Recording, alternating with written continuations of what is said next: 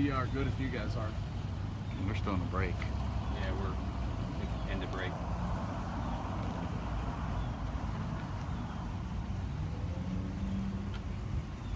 $15 for us. Let me get a hit time real quick.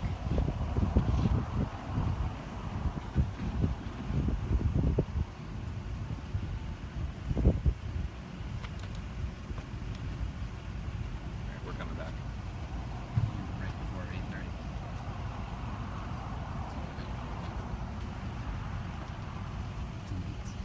Are you serious? No, she said a minute. Yeah. 90 seconds. Oh, that's a minute 30.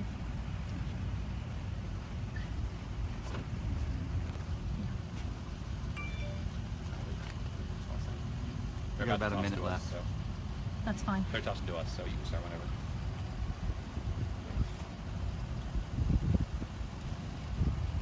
You guys ready? Yeah. So I'm Pinellas County Sheriff Bob Gualtieri. This is unfortunately, a continuation of the prolific and epidemic incidents of juveniles engaging in the deadly game of auto burglaries and auto thefts that we've been seeing for the last 18 months or so. Remember last year, we had a situation in St. Petersburg where we had 3 young girls who were fleeing from police in a stolen car and drowned in the pond in St. Petersburg. Unfortunately, this morning, behind me here on the west side of Tampa Road across US 19, we have 3 dead young black males as a result of them stealing cars, engaging in car burglaries, and running from the police. So what happened in this particular situation, which again is just a continuation of this ongoing unfortunate activity by these young people, and the Tampa Bay Times did a pretty extensive article on it several weeks ago, and other media reported on this. And what happened here in this particular incident, there are young black males, and I'm not going to identify them at this point because next of kin have not been notified. But I can tell you that they all have extremely extensive criminal histories. Some were released from jail as recently as a couple of days ago. And they are what we would call prolific offenders, and kids that have been in and out of the system multiple times. They are being monitored by our habitual offender monitoring and enforcement or home program. And these were kids that a few days ago, on August 3rd, stole 2 cars from a car lot on Missouri Avenue in Clearwater. By what we know right now, they've probably been driving the cars around for the last couple of days engaging in burglaries. At about 1 o'clock this morning, Pinellas County Sheriff's deputy saw the car, which is a black Ford Explorer at 580 and Belcher Road, pulling into the Chevron station. The deputy tried to stop the car because he knew the car was stolen. It's on a hot list that we have of stolen vehicles, and the vehicle fled. The deputy did not pursue the vehicle and lost sight of it. A couple hours later, at about 4 o'clock this morning, near the McDonald's on East Lake Road, north of Tampa Road, another deputy saw the black Ford Explorer and also a Chrysler Sebring, which is also stolen.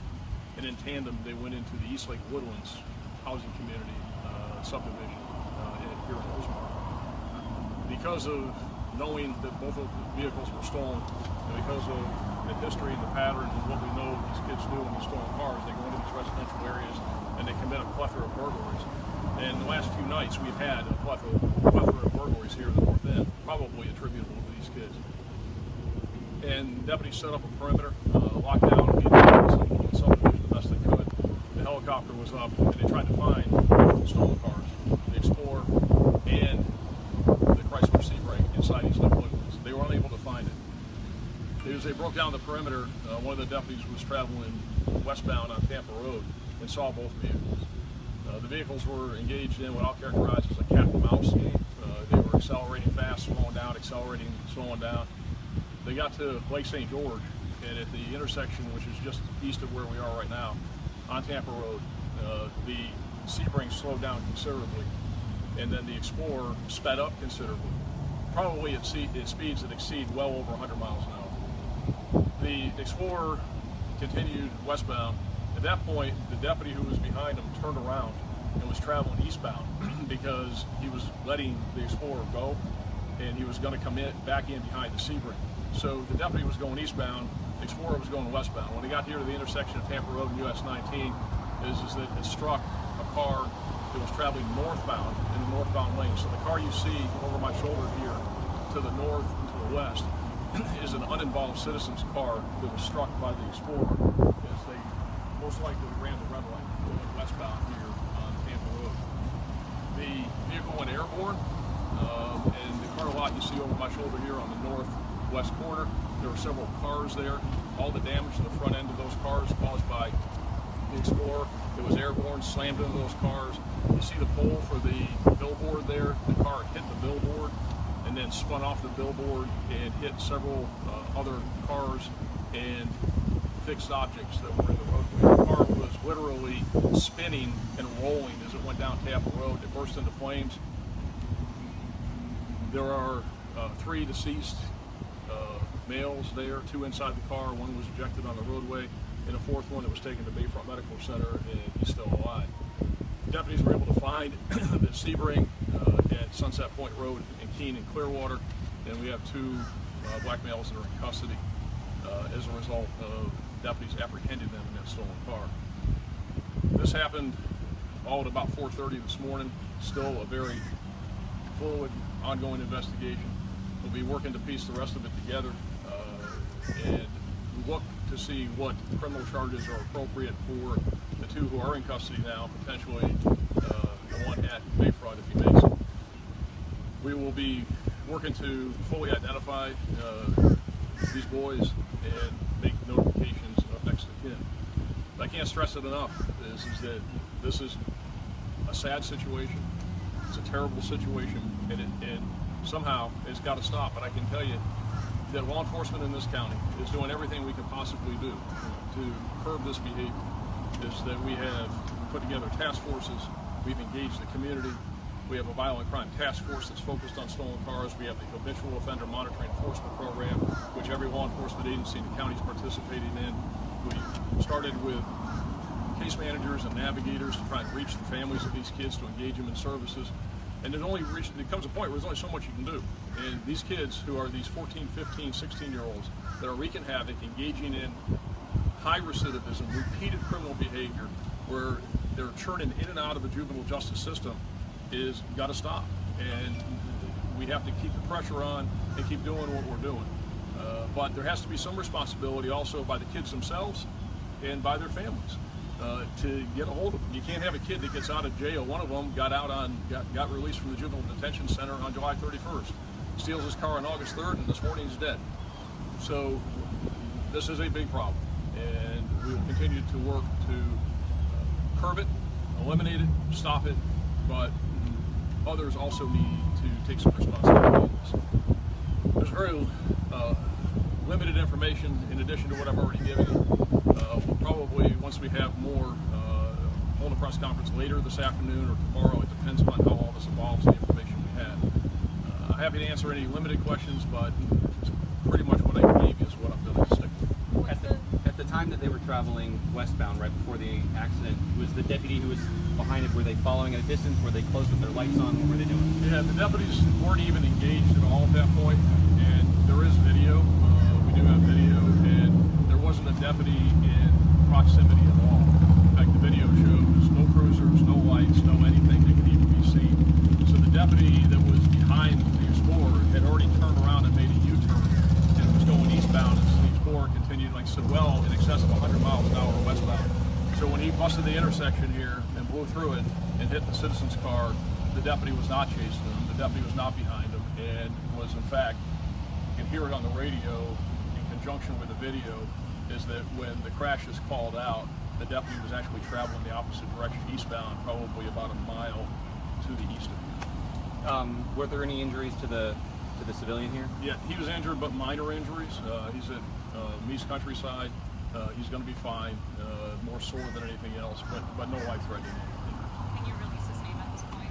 Not going to release any names at this point until we'll release everything at the right time. Where did the video come from? There's a whole host of video, dash cam video from the cruisers, helicopter video, and there's a significant number of businesses around here that have video as well. Was the helicopter monitoring this car when it caused the crash?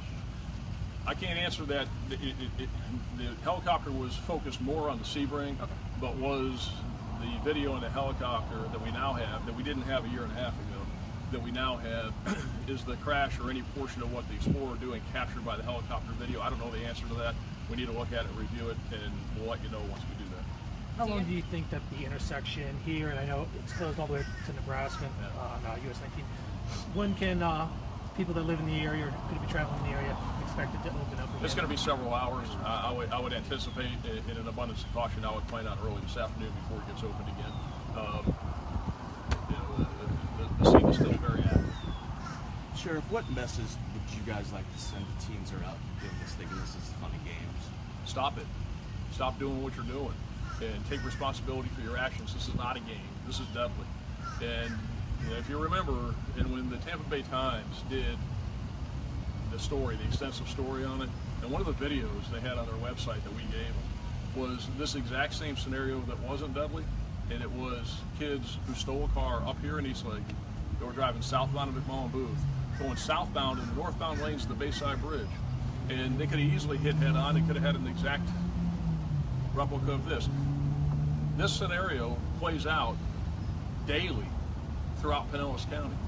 The only difference between what didn't happen yesterday and the day before that and the day before that is they didn't roll, hit a car, and get killed.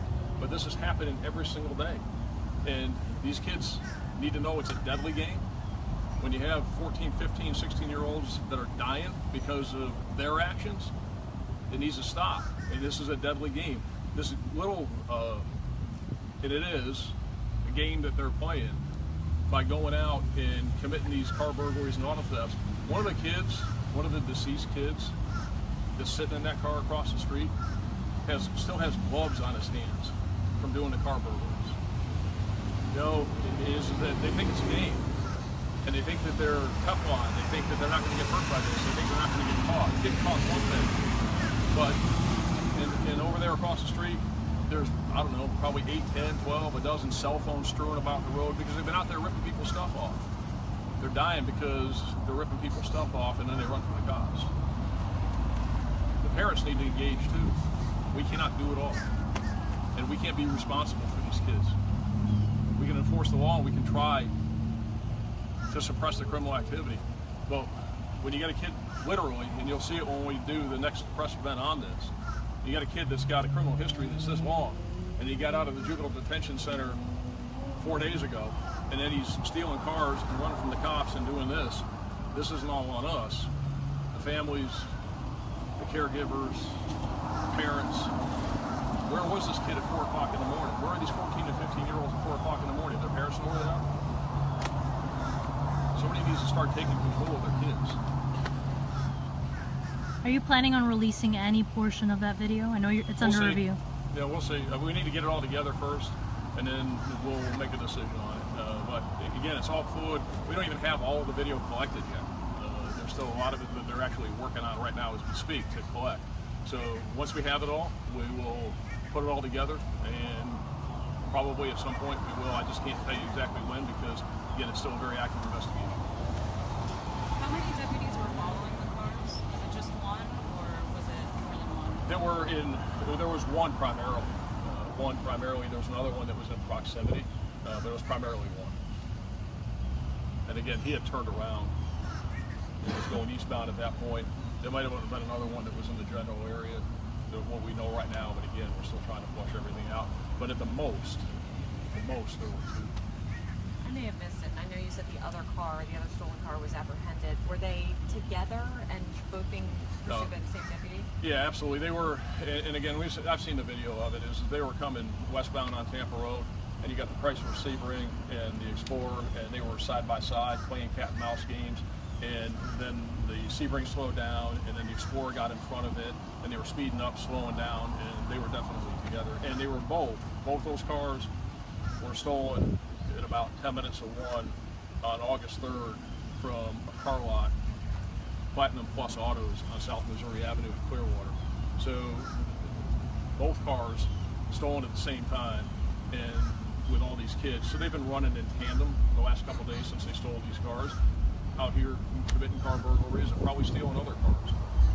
My question then is, did the Sebring witness what happened to, I guess, their friend? No, because then what happened after that is that the Explorer, the Sebring slowed way down. And once the deputies got in behind the Sebring slowed way down, probably about 30 miles an hour. The Explorer was doing well over 100 when it blew through the intersection here and crashed, and it had already caught fire and was several hundred yards down Tampa Road to the west. As the deputies and the helicopter were behind the Sebring came up and then blew the red light here itself, probably about 60 miles an hour when it blew through the intersection here, went south on US 19, and then just took evasive action until they stopped at Sunset Point Road in Keene. They bailed out the foot chase and had whether they saw the fire or they saw the flame, I don't know, but they were not here at the intersection when the first point of impact occurred. Is it the sheriff's office policy not to pursue in that sort of situation? Like, why did they not give chase when they had two stolen cars in front of them? Correct, because we don't pursue stolen cars. Everybody knows that. We put that out, and it just goes to show that regardless of what we do, people are going to engage in this type of conduct, and they're going to engage in this type of driving and this reckless driving and this disregard for human life, regardless of what we do. And we don't want to be the cause of it. And so we have a policy that we don't chase stolen cars. The deputies were not chased, and they did it anyway. So, and they were driving this way, and we know this because we see it. They drive this way regardless of whether we're around or not. This is what they do. This is the game that's played. It's steal cars, drive at 100 miles an hour, drive recklessly, endanger people, and fortunately, I guess for them, in a lot of the cases, they don't wreck like this and get killed. And this is one of the times where it went bad for us. But they're out all night doing this. I mean, the first time we engaged them was 1 o'clock in the morning. Then we engage them again at 4 o'clock in the morning, and they're doing the same thing. So this is a game for them. Driving around, seeing how much of other people's stuff they can rip off, how much they can get for their loot for the night, and then go home 5, 6 o'clock in the morning, sleep, get up and do it all over. How did they get into the two cars? They broke into the business and took the keys. So there were 6 juveniles involved in total, 4 in the car here and 2 that... Correct, 6. And you're anticipating charges against just 2 of them or all 3 of them? We're looking at it all right now. It's too early to make a determination on that. We're looking at all possibilities as far as criminal charges are concerned. And I believe we'll do everything we can to establish and prove criminal charges because there needs to be accountability for this. These kids have got to stop this. But you said that there will likely be charges against that 4th juvenile who survived that crash. Like I said, we're going to look at it. Okay. If we can establish probable cause, we'll make an arrest. I believe they should be charged. The question is there an offense that fits, and is there probable cause for it? If there is, we'll charge them. And I believe they should be charged. But we got to work within the law. We got to evaluate the facts and the evidence, and then we'll make a decision.